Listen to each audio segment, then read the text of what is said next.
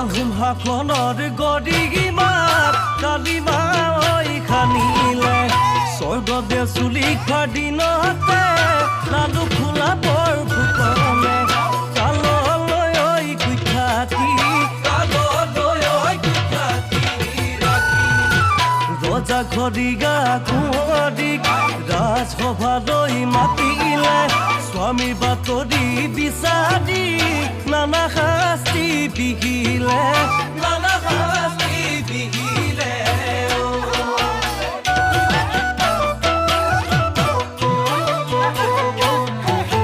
কিনো বিধি লিখিলে